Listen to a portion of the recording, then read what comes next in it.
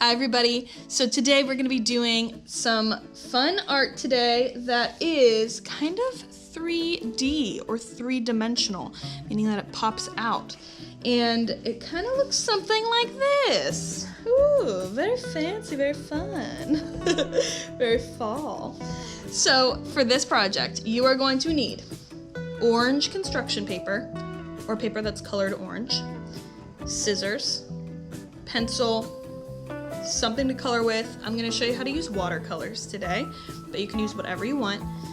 And I think that is about it. Did I say just like a regular piece of paper? Because you need one of those too. Can't be sure. So let's get started.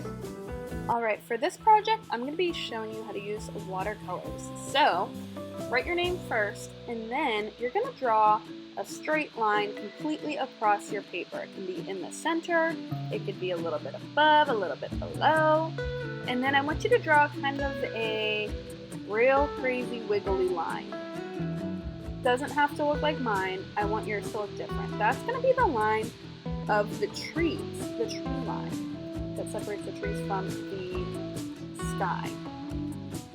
And with this watercolor technique, you're going to take your brush and you're going to actually you're not even going to wake up the paint yet. You're going to just take your plain water and paint a little section, and then you're going to wake up the green paint and woo! You see that? That was so cool. The paint kind of explodes where there's water. So go ahead and keep doing those little patches of just plain water. And it might look a little green because the paint might bleed a little bit, and that's perfectly fine. It's kind of what we want. And keep filling those little sections with green. I'm even adding a little bit of yellow to mix it up a little bit to make it look a little bit more realistic. And this is going to be our pumpkin patch field. So you don't have to be like too particular. We're not drawing like individual blades of grass or anything. We're just taking big sections of water, putting green paint on it, and watching the green paint expand, adding yellows or maybe even some browns if you want to. Do that for the entire section that is just the pumpkin patch.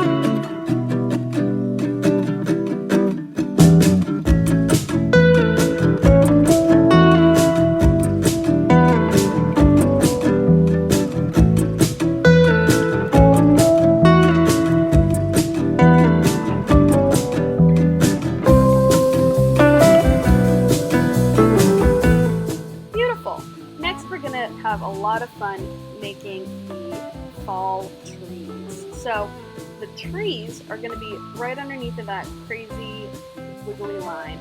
And we're doing the same technique kind of as before, except this time we're going to take the paintbrush and go dot, dot, dot, dot, dot, dot, dot, dot, dot, all around to make it look like kind of individual leaves a little bit. And you're mixing all your fall colors with this. So reds, orange, yellow, even brown. You could even add a little bit of green, but I'm mostly using red, orange, yellow, and brown. And I'm not filling up the whole thing with just those colors. So you see how I'm just using red and orange on this little section? Maybe that tree is just red and orange. And then I'm gonna do another little patch of water, and this time it's gonna be, what is it? Yellow. See, if you do little sections with specific colors, not all of the colors, then it looks like individual trees. So go ahead and do that all underneath that tree line.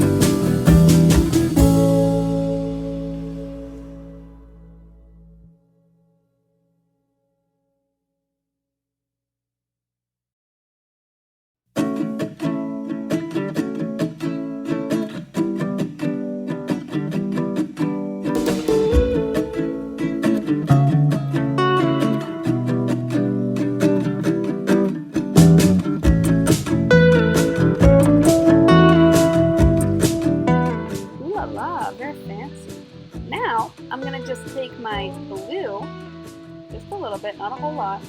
And I'm going to fill in all of the white space with blue watercolor to look like the sky. I'm really making sure I'm taking my time. Kind of, do you see how it's getting darker at the top and lighter at the bottom? I kind of like that because that's kind of what the sky does. So go ahead and fill up your sky.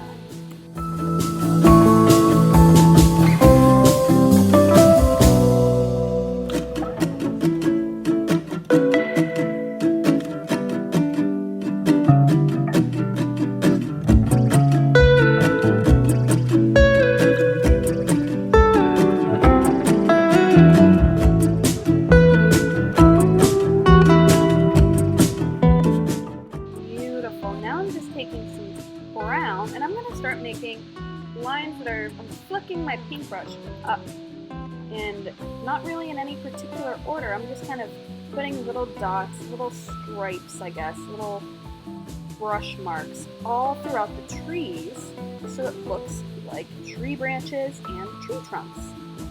And the more you add, the more trees it looks like are in your forest. So go ahead, you don't really need to like focus or stress out about where your tree trunks are going, just wherever you feel like. Really, there's no right way or wrong way.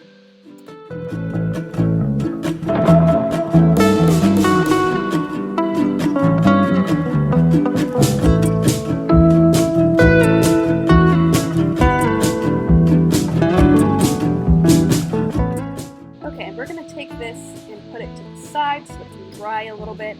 And now you're going to get out your orange construction paper and you're going to fold it up. Actually, just kidding. I'm going to cut my construction paper just so I'm not wasting a whole lot of it. You can cut yours too, or you can just use the whole sheet, whatever you're feeling, but I'm cutting mine in half. After I'm finished cutting it in half, I'll have two pieces that I'm going to fold in half a couple of times. Let me show you what I mean. Beautiful. Wow. So I folded in half once, making sure I'm being nice and careful with my fold lines and creasing it nicely. Folding it twice. Beautiful. Wow. Good job, Mrs. Jordan. And let me show you what you're going to do. So there are different edges to your paper. There's edges that are kind of leafy and open. We're not using those. We're drawing on the folded edge. And I'm drawing a letter C, and I'm cutting it out. What will happen whenever I completely cut it out? You guessed it, friends. We get multiples of the same thing, and we open it up, and it kind of looks like a pumpkin. It goes to the side. I'm looking at my paper and, oh wow, I can actually make more pumpkins out of this same paper. And this pumpkin's gonna be a little bit taller. I don't know if you've ever been to a pumpkin patch, but every single pumpkin looks a little different. Some pumpkins are really tall and skinny. Some pumpkins are short and fat. Really, it's kind of up to you what you're feeling. Boom, putting that to the side. In this next piece of paper, I'm actually folding one extra time. So I folded in half again, and then in half one more time because I'm wild and I wanted to experiment. All right, letter C, beautiful. Cut it out, and you're gonna have even more layers to your pumpkin. You really can't have enough layers. Beautiful, wow. And then I even have just a little bit more room, and I'm gonna draw a teeny tiny little baby pumpkin because those exist too. So I'm cutting it out nice and carefully, making sure I'm not rushing or, speeding and being careless, because that's how people get hurt. And I'm opening it up, and oh my goodness gracious, look at all those layers. Wow. Next, I'm going to bring back my pumpkin patch painting. Pumpkin patch painting, that's a tongue twister if I've heard one. And of course, that disrupted my little pumpkins from chilling. So I'm going to make sure that they're all together. And this is where you're going to need your handy dandy glue stick. Oh, and you are going to start gluing. So you're going to take apart your pumpkins and you'll see a couple of different layers. You're going to choose one layer, fold it, doesn't matter what side, and you are going to glue that one side. And then you're going to take your other layer and you're going to smush it together. See that? Making sure that it's nice and glued down, making sure there's no air bubbles or anything. And then I'm going to figure out where I want to put my pumpkin. Do I want it in the center? Do I want it to the side? Kind of where do I want my pumpkin in the pumpkin edge? You know what I'm saying. Next, I'm going to glue it again. I'm going to glue both sides this time, making sure that it's nice and gluey. And accidentally got some glue on my paper.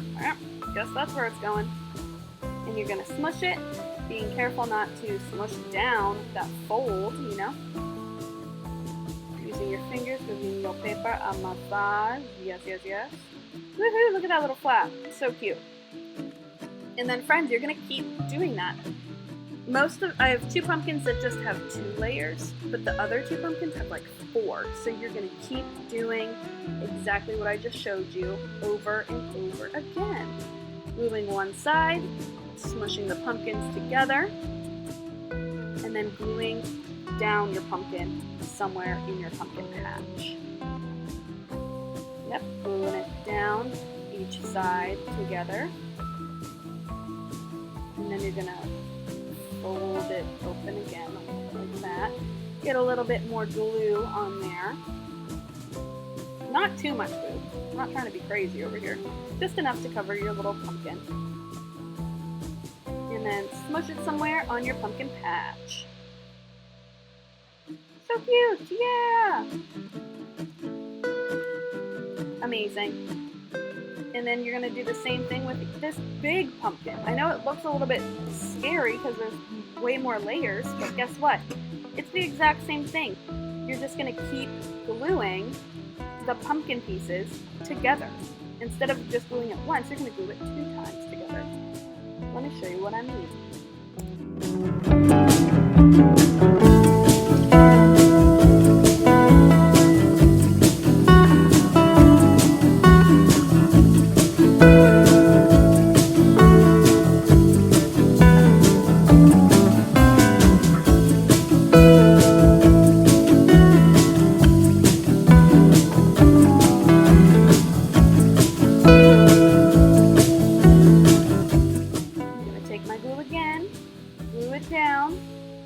Get another pumpkin piece, a piece of my pumpkin, and smush it right on there like we did before. And you're going to do that one more time before you glue it to your paper.